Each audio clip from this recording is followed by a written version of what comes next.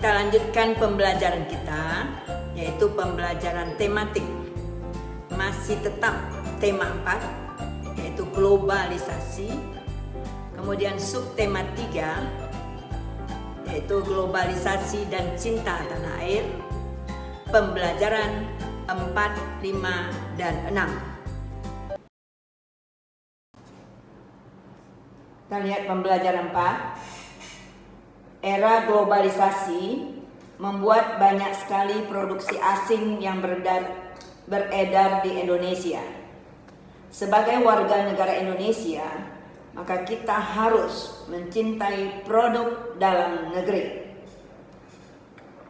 Kita lihat teks bacaan dengan judul Aku Cinta Produksi Indonesia.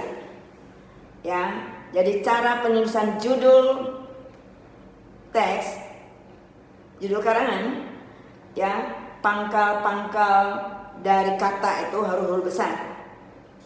Pangkal-pangkal kata aku A-nya besar, kata cinta C-nya besar, kata produksi P-nya besar, dan kata Indonesia I-nya besar, tidak pakai titik. Ya, kita lihat isi teks. Lihat di sekitarmu, perhatikan baju, sepatu olahraga, atau tas yang kamu dan temanmu gunakan. Tentu ada sebagian dari kalian yang memakai banyak barang-barang produksi luar negeri dengan berbagai merek terkenal. Terutama kalian yang tinggal di kota-kota besar.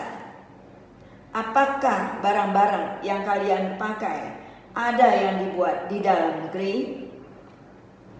Banyak loh baju-baju, sepatu-sepatu, atau tas-tas produksi dalam negeri yang kualitasnya sama, bahkan lebih baik dari barang sejenis produksi luar negeri.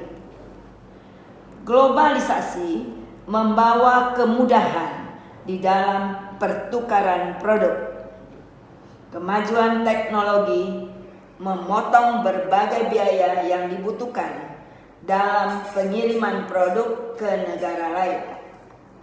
Dahulu, untuk melindungi produk dalam negerinya dari serbuan produk negara lain, maka pemerintah memberlakukan pajak yang tinggi untuk produk impor.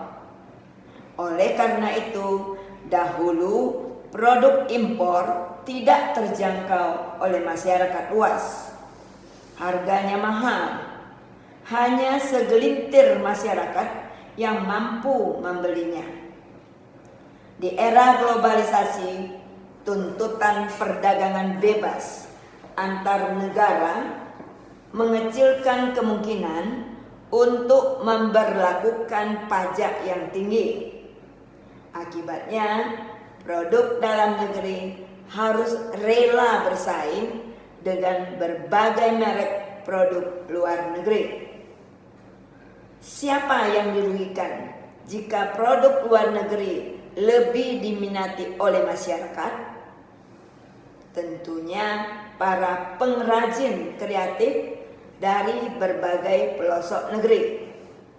Teman, kerabat, saudara, atau mungkin orang tua kita sendiri dapat menjadi pengrajin yang merugi. Siapa yang dapat memelihara kelangsungan produksi dalam negeri? Tentu hanya kita, sang anak negeri. Sudah sepatutnya kita menghargai kreativitas saudara sendiri.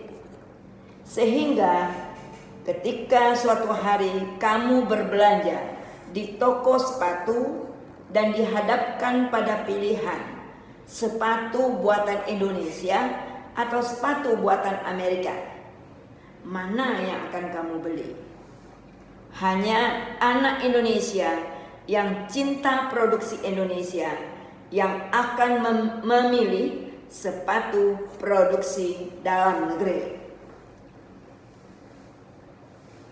Kalau kita lihat teks yang sebentar ini Cica bacakan, ya. Di sini juga terdapat kosakata baku dan ataupun kosakata non baku. Sekarang kita disuruh rubah kosakata non baku, kita ubah menjadi kosakata baku.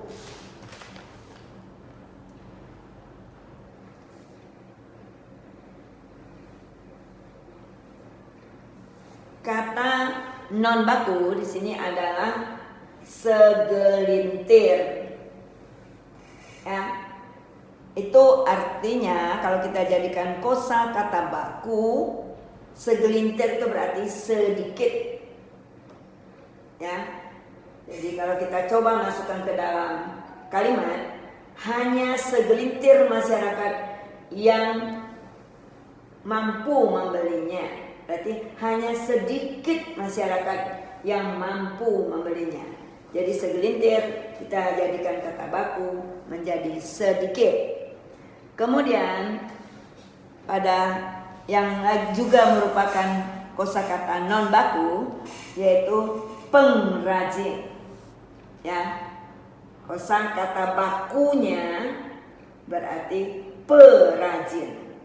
Tidak pengrajin, tapi perajin. Jadi itulah kira-kira kosakata baku, ya, ataupun kosakata non baku. Jadi kosakata baku, kosakata yang tercantum di dalam, ya, biasanya kalimat efektif, dan kalimat efektif juga sesuai dengan pedoman ejaan bahasa Indonesia. PUEB, Pedoman Umum Ejaan Bahasa Indonesia. Kosakata non baku itu ataupun kosakata baku itu bisa kita lihat pada KBBI, Kamus Besar Bahasa Indonesia. Jadi sana lengkap kosakata bakunya apa dan dijadikan kata bakunya juga ada. Kemudian identitas kalimat tidak efektif. Dari bacaan tadi kita cari kalimat-kalimat mana yang tidak efektif. Jadi yang tidak efektif biasanya kata-katanya diulang-ulang, ya, ataupun menggunakan kosakata non baku di dalam kalimat itu. Ya, berarti kalimatnya tidak efektif. Jadi adapun kalimat yang tidak efektif di dalam bacaan tadi, yang pertama adalah perhatikan baju-baju, sepatu olahraga atau tas yang kamu dan temanmu gunakan. Kamu dan temanmu itu kalau kita jadikan kalimat efektif bisa kita jadikan menjadi satu, yaitu kalian. Jadi kalimat efektifnya perhatikan baju, sepatu olahraga atau tas yang kalian gunakan. Jadi kamu dan temanmu kita ganti dengan kalian. Kalimat yang tidak efektif lagi pada contoh kedua, banyak loh baju-baju, sepatu-sepatu atau tas-tas produksi dalam negeri yang kualitasnya sama, bahkan lebih baik dari barang sejenis produksi luar negeri. Ya, di sini kata tidak bakunya loh, ya, itu dipengaruhi oleh bahasa daerah. Kalau di sini sudah memakai kata banyak, maka kata baju-baju, sepatu-sepatu itu tidak usah diulang dua kali. Jadi kita cukup pakai satu kali saja, baju, karena sudah ada kata banyak. Jadi kalau kita ubah untuk menjadi kalimat efektif, banyak baju, sepatu atau tas produksi dalam negeri yang kualitasnya Jadi penulisan kualitas betul ya, itu kata baku. Sama, bahkan lebih baik dari produksi luar negeri. Jadi ada yang kita buang ya, karena terlalu banyak menggunakan kata yang kata ulang ya. Jadi sini kalimat efektif: banyak baju, sepatu atau tas produksi dalam negeri yang kualitasnya sama, bahkan lebih baik dari produksi luar negeri. Kalimat tidak efektif yang ketiga: dahulu untuk melindungi produksi dalam negeri. Yang tidak efektifnya dalam negerinya. Dahulu untuk melindungi produksi dalam negerinya dari serbuan produk negara lain, pemerintah memberlakukan pajak yang tinggi untuk produk impor. Jadi di sini juga kalimatnya tidak efektif. Kalimat yang efektif: dahulu untuk melindungi produksi dalam negeri dari serbuan produk negara lain, pemerintah memberlakukan pajak yang tinggi untuk produk impor. Jadi itu yang kalimat efektifnya. Kata negerinya itu kita buang, ya, nya dibuang. Yang berikut, yang tidak efektif, yang keempat: tentunya para pengrajin kreatif dari berbagai pelosok negeri. Kita jadikan kalimat efektif, tentunya tidak dibuat lagi. Para perajin, jadi kata pengrajin, kalau kita jadikan kata kosakata baku itu menjadi perajin. Jadi kita jadikan kalimat efektif: para perajin kreatif dari berbagai pelosok negeri. Teman, kerabat, saudara, atau mungkin orang tua kita sendiri dapat menjadi perajin yang merugi. Kita lanjut. Tulislah kembali isi teks dengan menggunakan bahasamu sendiri. Jadi kita buat kembali teks "Aku cinta produksi Indonesia", ya.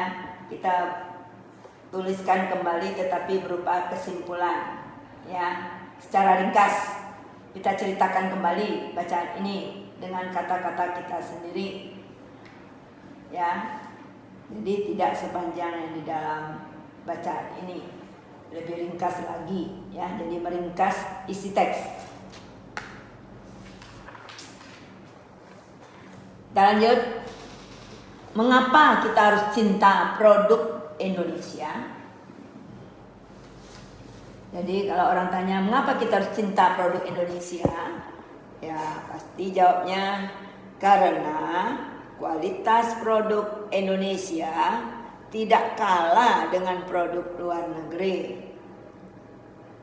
Sekaligus juga untuk menghargai karya anak bangsa dan untuk memajukan ekonomi Indonesia. Jadi kira-kira itu jawabannya, yang apa kita cinta produk Indonesia. Jadi karena kualitas produk barang kita juga tidak kalah dengan produk luar negeri. Sekaligus kita ingin menghargai, ya, karya anak bangsa kita sendiri dan juga memajukan ekonomi negara kita. Yang kedua, Apa contoh tindakan dari cinta produk Indonesia? Nah, contoh tindakan kita yaitu pastilah kita membeli dan sekaligus menggunakan produk buatan Indonesia. Jadi dengan membeli dan menggunakan berarti kita menunjukkan cinta pada produk Indonesia. Nomor 3, apa yang terjadi jika kita lebih banyak membeli barang-barang luar negeri? Nah, yang terjadi dapat mengancam ekonomi Indonesia. Kemudian dapat membunuh kreativitas dari anak bangsa. Dan justru meningkatkan ekonomi dari negara lain kalau kita menggunakan barang produk dari negara lain, ya. Berarti kita meningkatkan ekonomi negara itu. Yang keempat, apa yang akan terjadi jika kita lebih banyak menggunakan produk Indonesia? Apa yang akan terjadi jika kita lebih banyak menggunakan produk Indonesia? Pasti ekonomi Indonesia akan stabil, bahkan bisa meningkat. Kemudian membuat lapangan kerja semakin banyak, jadi semakin banyak tersedia lapangan kerja, sehingga dapat mengurangi kriminalitas, tindakan kriminal ya, dan kreatif anak bangsa dapat berkembang lebih jauh. Jadi bisa mengurangi tindakan kejahatan karena tidak banyak lagi pengangguran, dan kreativitas ya, anak-anak bangsa kita dapat berkembang lebih jauh. Berikut, apa dampak cinta produk Indonesia bagi para perajin dalam negeri? Jadi dampak bagi para perajin dalam negeri kalau cinta produk Indonesia, yaitu bisa memajukan usaha para perajin, meningkatkan ekonomi para perajin, dan membuat kreativitas dari anak-anak bangsa kita semakin berkembang. Jadi itu kira-kira dampak kalau kita cinta produk dalam negeri.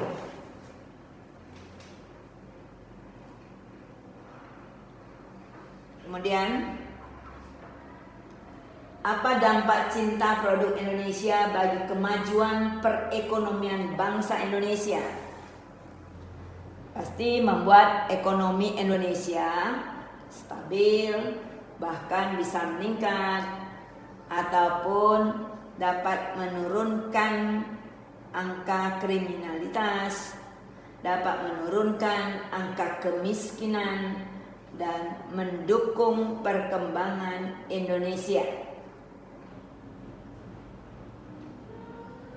Berikut, bagaimana dengan kamu? Apakah kamu sudah menggunakan produk Indonesia? Ya, kamu pasti bisa jawab, apakah kamu sudah menggunakan produk Indonesia? Ya, pasti sajalah kita menggunakan produk Indonesia. Sebagian besar kita menggunakan produk Indonesia. Apa contoh produk Indonesia?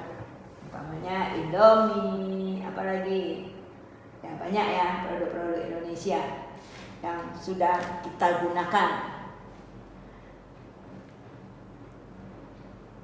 Jadi sebagian besar dari barang-barang yang ada di rumah kita itu adalah produk dari Indonesia. Namun tidak bisa kita pungkiri, tidak bisa kita mengatakan tidak, pasti saja juga kita menggunakan produk luar negeri, tapi hanya sebagian kecil ya. Misalnya motor ya, sepeda motor, mobil, handphone, magicom, dan beberapa produk-produk lainnya. Ya, jadi sebagian kecil kita masih menggunakan produk luar negeri.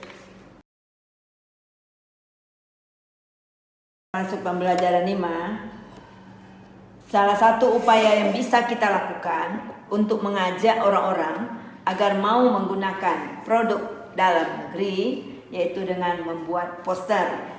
Ya, kita lihat apa syarat-syarat untuk membuat poster atau apa ciri-ciri dari poster. Ciri-ciri dari poster yang pertama, ukuran poster harus tertentu, ya. Ukuran poster harus tertentu. Biasanya disesuaikan dengan tempat atau lahan pemasangan di mana kita memasangnya. Dan juga yang kedua, bahan untuk membuat poster itu hendaknya bahan yang tidak mudah rusak atau sobek. Ya. Yang ketiga, tulisan yang terdapat di dalam poster hendaknya tulisannya besar dan warnanya mencolok sehingga si pembaca matanya tertuju ya terhadap informasi atau pemberitahuan yang terdapat di dalam poster. Kemudian poster juga harus dilengkapi dengan gambar yang lebih menarik. Dan kalau kita lihat ukuran pada poster biasanya menggunakan kertas A3 ya. Kalau brosur menggunakan kertas A5. A3 itu ukurannya sekitar 29,7 cm kali 42 cm. Jadi poster lebih besar daripada brosur. Kemudian syaratnya lagi wajib menggunakan bahasa yang mudah dipahami. Ya. Dan kemudian susunan kalimat di dalam poster, kalimat yang ada di dalam poster hendaknya singkat, padat, jelas, ya. Tetapi tetap menggunakan sifatnya mengajak orang-orang untuk mau menggunakan. Seperti yang tertera di dalam poster. Kita lihat macam-macam poster. Yang pertama, berdasarkan isi ya. Berdasarkan isi poster terbagi atas. Yang pertama poster niaga. Yang kedua poster kegiatan. Yang ketiga poster layanan masyarakat. Yang keempat poster karya seni. Yang kelima poster pendidikan.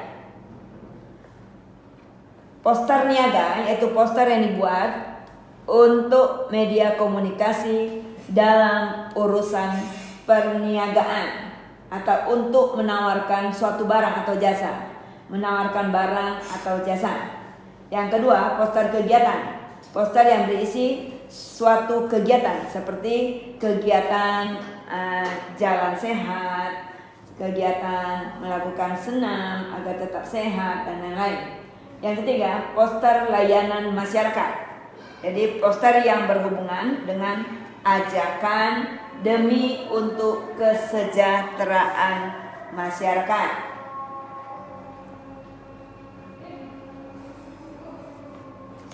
Kemudian poster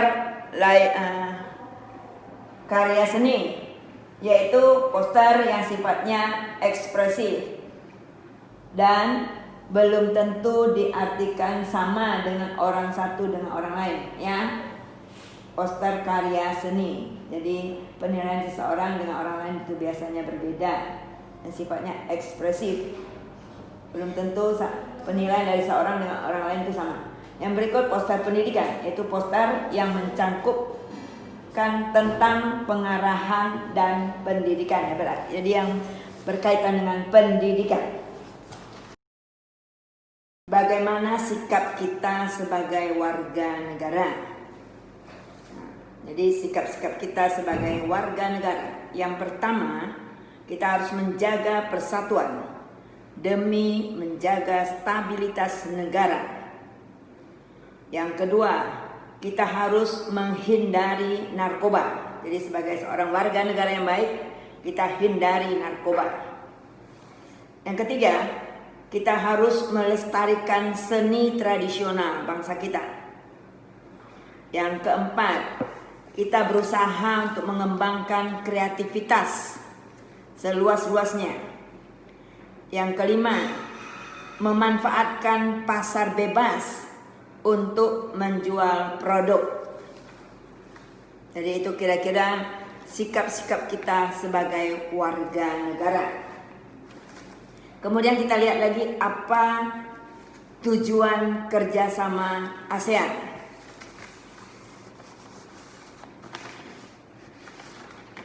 Kalau tujuan kerjasama ASEAN, yang pertama, agar dapat bekerja sama secara lebih efektif di berbagai bidang.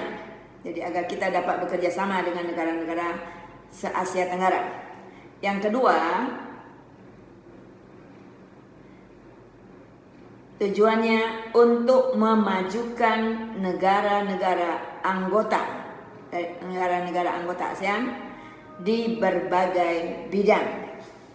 Itu tujuan kerjasama ASEAN. Tetapi kalau tujuan didirikan ASEAN seperti yang tercantum di dalam Deklarasi Bangkok. Deklarasi Bangkok adalah pada saat ditandatangani Deklarasi Bangkok ini dianggap sah berdiri ASEAN, ya. Jadi ASEAN itu nyatakan sah berdiri setelah diadakan Deklarasi Bangkok. Jadi ASEAN didirikan di Bangkok. Nah, tujuan yang tercantum di dalam Deklarasi Bangkok, yang pertama, mempercepat pertumbuhan ekonomi, kemajuan sosial, dan perkembangan di kawasan Asia Tenggara. Yang kedua, meningkatkan perdamaian dan stabilitas regional. Yang ketiga, meningkatkan kerjasama dengan saling membantu untuk kepentingan dalam bidang ekonomi, sosial, teknik, ilmu pengetahuan dan administrasi.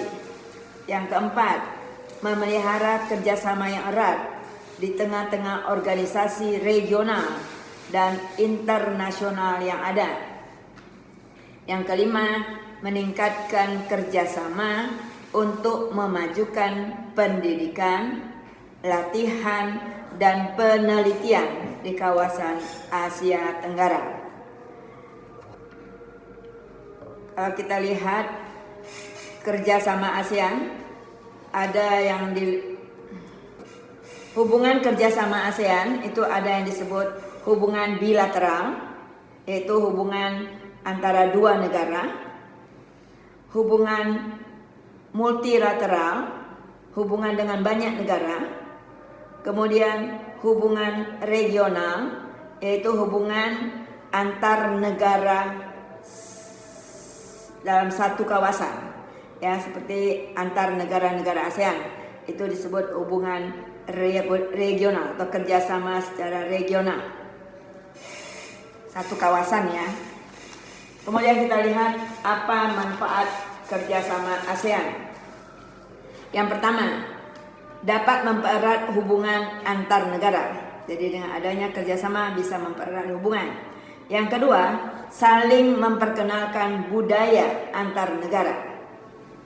Yang ketiga, bisa saling membantu menyelesaikan konflik yang terjadi di antara negara ASEAN. Yang keempat, untuk meningkatkan ekonomi antar negara ASEAN. Yang kelima, mengembangkan iptek, ilmu pengetahuan dan teknologi antar negara-negara ASEAN. Contoh-contoh kerjasama negara ASEAN. Yang pertama, mengadakan program pertukaran pelajar.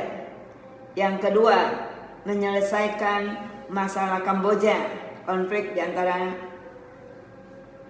negara Kamboja. Yang ketiga, mengadakan festival dan pekan karya seni. Yang keempat, dibukanya pasar bebas atau disingkat dengan MEA, MEA. Yang kelima, mengadakan perjanjian ekstradisi, yaitu perjanjian penyerahan pelarian yang tertangkap ke negara asal. Yang keenam, pembentukan ASEAN Corps. Jadi itu contoh-contoh kerjasama yang dilakukan oleh negara-negara ASEAN.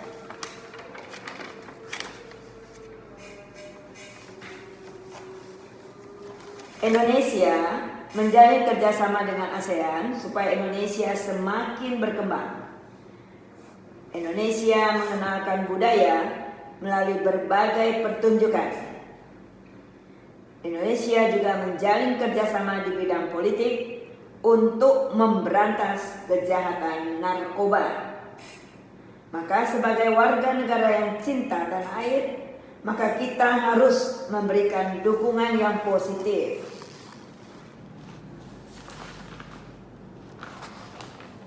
Semangat kerja keras adalah hal yang perlu kita kembangkan di dalam menghadapi era globalisasi. Semangat kerja keras.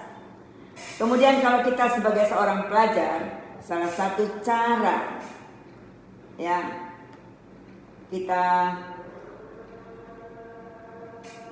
menjadi seorang warga negara yang baik, yaitu kerja keras dengan cara giat belajar. Jadi sebagai pelajar, kita salah satu kerja keras yang harus kita lakukan adalah giat belajar. Belajarlah untuk mencapai cita-cita. Giat belajar untuk menghadapi era globalisasi. Kita lanjut. Kita lihat pembelajaran 6, yaitu cinta produk Indonesia. Apa contoh-contoh yang menunjukkan cinta produk Indonesia? Yang pertama, yaitu membeli produk dalam negeri. Dengan membeli produk dalam negeri berarti kita menunjukkan cinta pada tanah air kita sendiri. Cinta produk Indonesia.